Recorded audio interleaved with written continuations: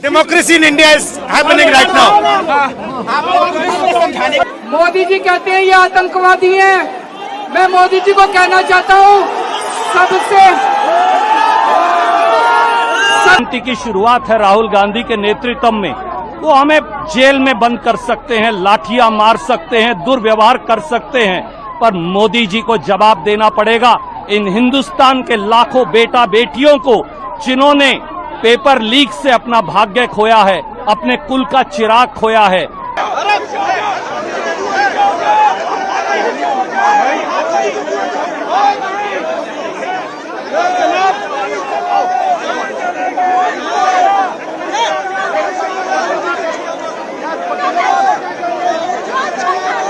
सबसे बड़ा आतंकवादी मोदी है। मोदी जी कहते हैं ये बच्चे एंटी नेशनल हैं। मैं मोदी जी को कहना चाहता हूँ सबसे बड़े एंटी नेशनल मोदी है। मैं क्रिश्चियंस को ये मैसेज देना चाहता हूँ कि आपको अब सुधरना पड़ेगा, क्योंकि फ्यूचर ट्रबल से, मुश्किलों से, डिप्रेशन से, ऑपरेशन से भरा हुआ है।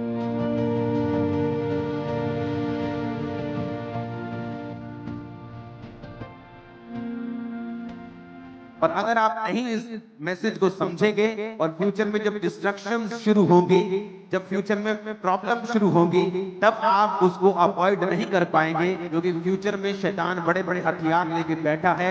अन्य जातियों के तो लेके बैठा ही है, वो आपके लिए ज्यादा लेके।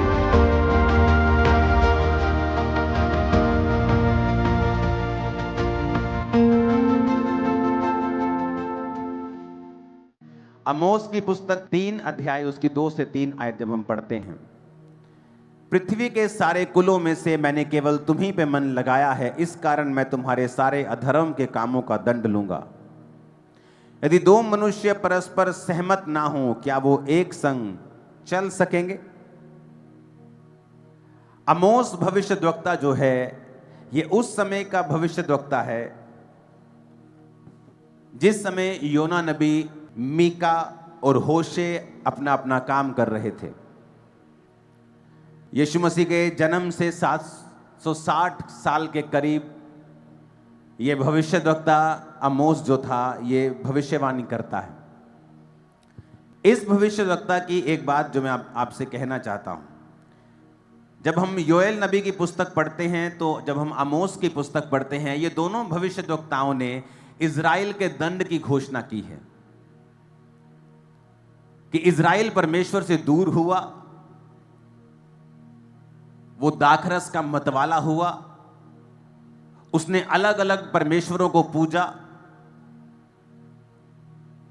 उसने गरीबों के ऊपर अत्याचार किए, उसने गलत कमाई को रखा, तो परमेश्वर उनसे नाराज हुआ और बाइबल कहती है परमेश्वर ने इजराइल के ऊपर दंड की घोषणा की।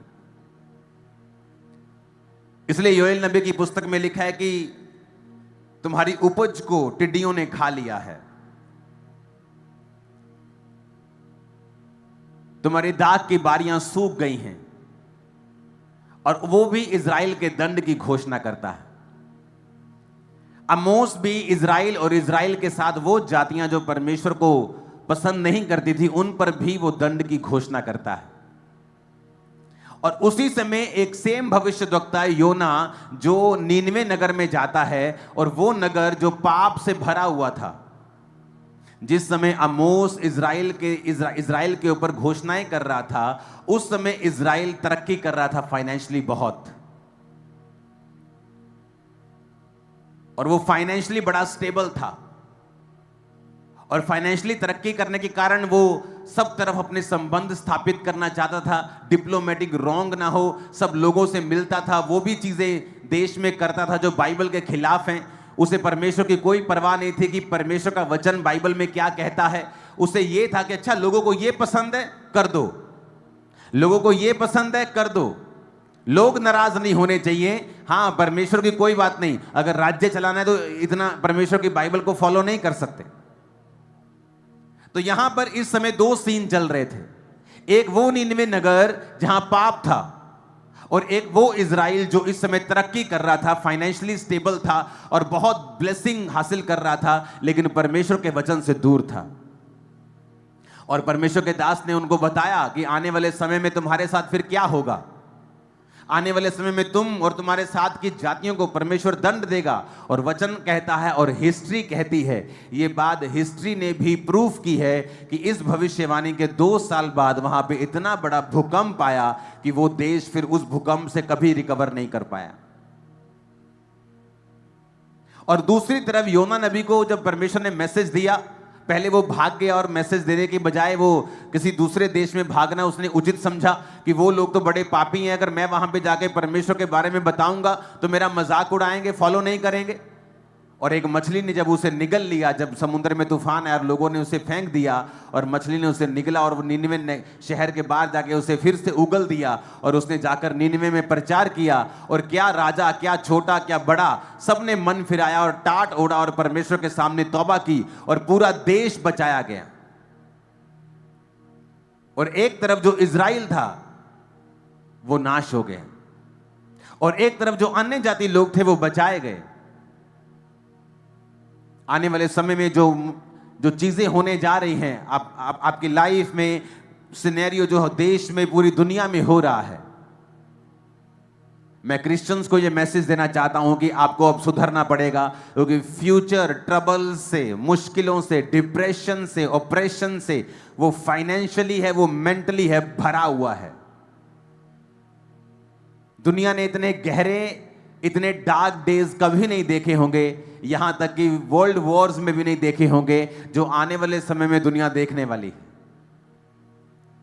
और परमेश्वर ने इसीलिए आप पर जाहिर किया है। वो इसलिए आपको नहीं बता रहा कि वो आपको दुखी देखना चाहता है, वो या आपको वो मारना चाहता है या वो आपको डराना चाहता है। नहीं, जब परमेश्वर ने मुझे दर्शन दिया प्लेन के बारे में मेरी वाइफ को, तो इसका मतलब ये नहीं था कि वो हमें डराना चाहता है या हमें नुकसान देना चाहता है। इसका मतलब ये था कि परमेश्वर हमें अलर्ट कर रहा था कि फ्यूचर में ये चीजें शैतान करना चाहता है, तुम्हें उसके लिए तैयार रहना है।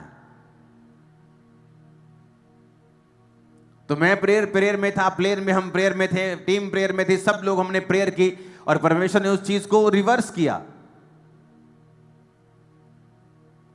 आपने कितनी बार ऐसा सुना है अपनी लाइफ में कि आप प्लेन की बोर्डिंग कर रहे हो और बोर्डिंग करने से आपको रोक दिया जाए और अनाउंसमेंट हो जाए कि कैप्टन ने थ्रस्ट में प्रॉब्लम को फेस किया है, इसलिए आपकी बोर्डिंग नहीं हो सकती है। बिग इश्यू है ये, आपको नहीं पता शायद। परमेश्वर इसलिए आपको नहीं बता रहा कि फ्यूचर में क्या होगा कि आप दुखी हो जाए, कहें ये तो बड़ा मुश्किल है, आप निराश हो जाए। नहीं, परमेश्वर आपको इसलिए बता रहा है कि फ्यूचर में आप क्या देखेंगे कि आप इस चीज के लिए तैयार होंगे। परमेश्वर ने कहा दाखरस के मतवाले मत बनो, लेकिन बहुत सारे क्रिश्चियन जो शराब पीते हैं, उन्हें लगता है बाइबल हमें अलाउ करती है शराब पीना, जबकि नया नियम आपको शराब पीने का अलाउ नहीं करता है।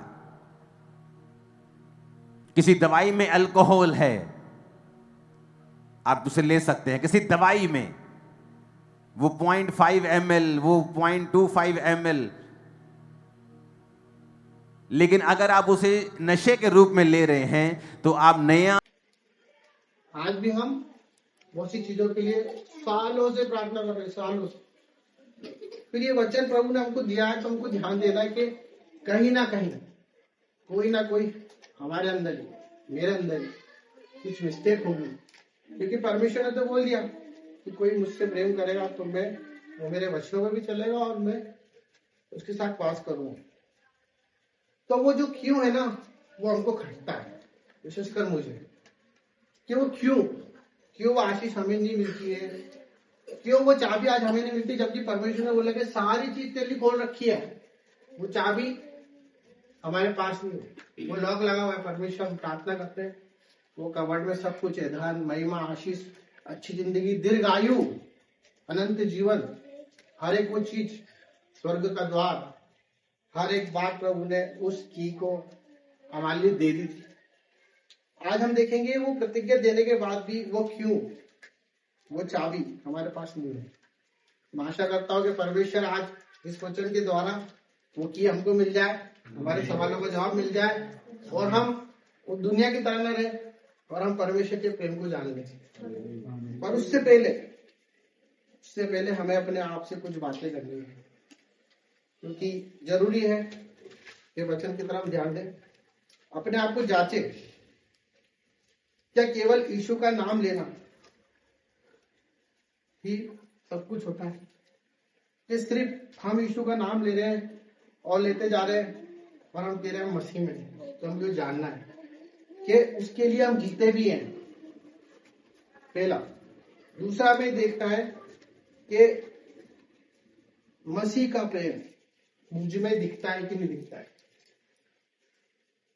तीसरा हमको देखना है क्या मेरे शब्दों से मसीह को महिमा मिलती है कि नहीं, कि मैं उससे सिर्फ प्रेम करता हूं तो ये शब्दों से करता हूं कि हाँ प्रभु आपसे बहुत प्यार करता हूं, पर मेरी सोच तो प्यार ही नहीं करती। और हमको ये देखना पड़ेगा कि जब हम आईना देखते हैं, अपने भीतर देखते हैं, तो हम उसको दिखाई देते हैं कि नहीं, हमारे हृदय में वो दिखता है कि नहीं दिखता है। तो कुछ वचनों को हम देखेंगे, क्योंकि ये सब चीजें इसलिए है क्योंकि परमेश्वर ने हमसे प्रेम किया। उसने वचन बोला कि जो मुझसे प्रेम करता है वो मेरे वचन को भी मानेगा, मेरा पिता भी उससे प्रेम करेगा। प्रेम ऐसी चीज होती है जो हर एक चीज दे देती है, निस्वार्थ। मेरा बर्थडे था, मेरे भाई बहनों ने मुझे सब कुछ दिया, दिल खोल के प्रेम से दिया, है ना। वो प्रेम जो वापस नहीं लेता है। तो परमेश्वर ने सारी आशीष दे दी, फिर हमको क्यों नहीं मिल रही? तो हम भजन संहिता 118 उसका 8वां वचन पढ़ते हैं। भजन संहिता 18:8 यहोवा की शरण लेनी मनुष्य पर भरोसा रखने से उत्तम है। Hallelujah, hallelujah. परमेश्वर का वचन ये कह रहा है कि यहोवा का शरण लेना अच्छा है मनुष्य पर भरोसा रखने से, क्योंकि मनुष्य परमेश्वर ने बनाया, वो जानता है कि मनुष्य क्या है। मनुष्य पलट सकता है, परमेश्वर कभी नहीं पलट। तो वो ये कहता है कि हम उसके जीवन में उसके शरण में रहते हैं कि जब हमें कुछ भी चीज की नीड्स होती है, कुछ भी चीज की हमको, हम तुरंत मनुष्य की शरण में चले जाते हैं, मनुष्य पर भरोसा कर लेते हैं कि ये हमारे लिए करेगा। परमेश्वर तो न जाने कब करे, पर हम पहले उससे बात कर ले, इससे बात कर ले, उससे परमेश्वर से हम बात नहीं करते। तो हमको ये देखना पड़ेगा कि जब उससे शरण हम उसके पास लेंगे तो परमेश्वर अपने लिए हर एक वो चीज कर सकता है। आज उसने वादा किया कि तुम प्रतीति कर लो, जो तुमको चाहिए ना तुम प्रतीति कर लो, वो सब कुछ तुम्हारे लिए हो जाएगा। तो क्या हम जो जीवन जी रहे उसमें हमको देखना है कि बहुत से लोग हमारे आसपास भी हैं, हम चर्च जाते हैं, हम सब कुछ करते हैं, आराधना करते हैं, हर एक बात करते हैं, और हम देखें कि हमारे आसपास वाले लोग भी वैसा ही कर रहे हैं, पर हमारे जीवन का आकार वैसा का वैसा ही है जैसा आज से 5 साल पहले था, जैसा आज से 10 साल पहले हम वहीं के वहीं खड़े हैं। हम किसी चीज के लिए दुआ कर रहे हैं, वो दुआ हमारी हो ही नहीं रही। तो हमें पता लगेगा कि हम क्या मानो किसी मनुष्य के अधीन तो नहीं है, कहीं ऐसा तो नहीं हम किसी पर्टिकुलर सब्जेक्ट के ऊपर टिक गए, क्योंकि परमेश्वर तो देने के लिए बैठा है। जब उसने बोला कि सब कुछ मैं दे दूंगा, तो देने के लिए बैठा है। फिर भी हम लोग आते हैं, अपना सब कुछ करते हैं, तो वहां पे हमको जांचना है कि हम सच में यीशु मसीह के लिए आए कि नहीं। हम कहीं ऐसा तो किसी को इम्प्रेस करना है, बुरा मत मानना, परमेश्वर वचन में लिखा है, फिर बोलो। हम आगे देखते हैं तीतुस 1:16।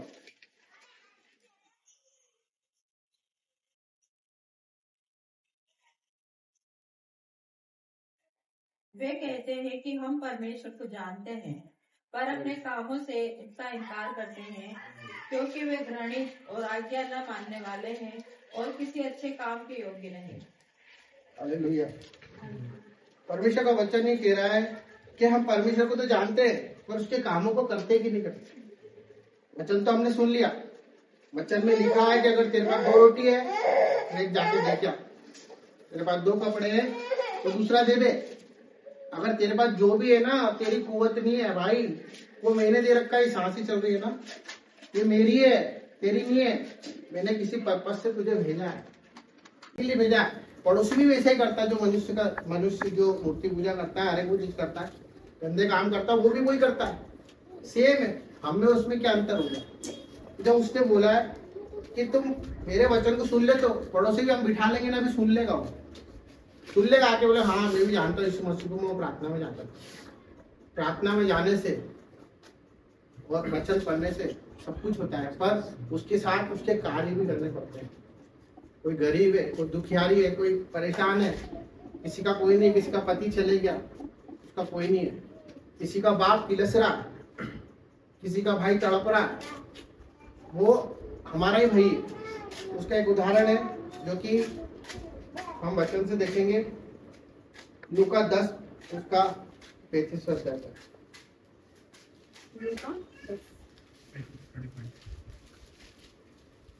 दूसरे दिन उसने 2 दिनार निकाल कर, हाँ यही है उसका 30 से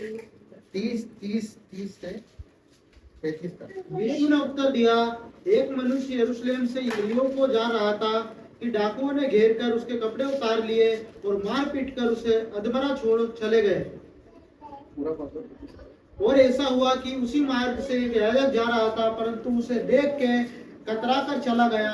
इसी रीति से एक लेवी उस जगह पर आया, वह भी उसे देख के कतरा कर चला गया, परंतु एक सामरी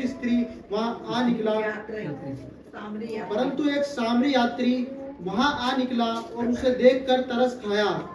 उसने उसके पास आकर उसके घाव पर तेल और दाखरस डालकर पट्टियां बांधी और अपनी सवारी पर चढ़ाकर सराय में ले गया और उसकी सेवा टहल की।